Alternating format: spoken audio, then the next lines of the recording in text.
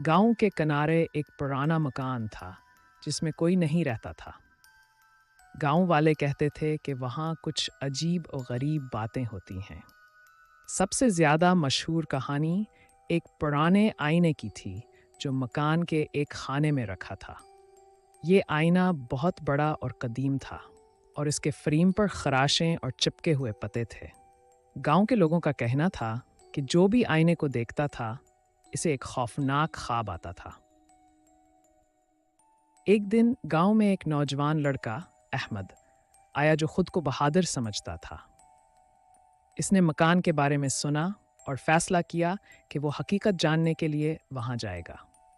अहमद ने रात के वक्त मकान में दाखिल होने का इरादा किया ताकि वो देख सके कि आखिरकार इस आईने में क्या राज छुपा हुआ है।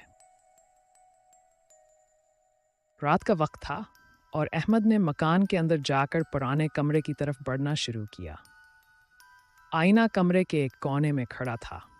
अहमद आईने की तरफ बढ़ा। आईने की सतह पर एक अजीब मंजर उभरने लगा। एक खौफनाक चेहरा जो अहमद को घूर रहा था।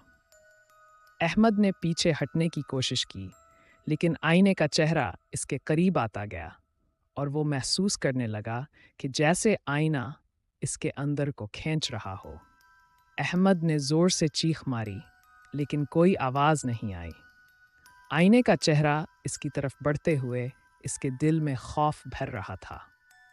अचानक आईने की सतह पर एक चमकदार रोशनी फैल गई और एक पुरस्रार आवाज़ ने कहा, "ये आईना चेहरे नहीं बल्कि दिलों की हालत दिखाता है।"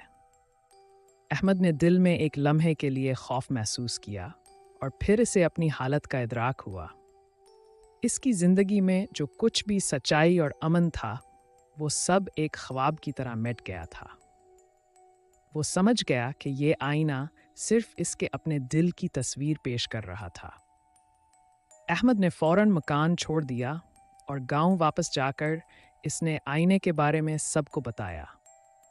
गांव वाले समझ गए कि ये आईना दरअसल लोगों के दिलों की हालत को जाहिर करता है और वो सब आईने से बचने लगे।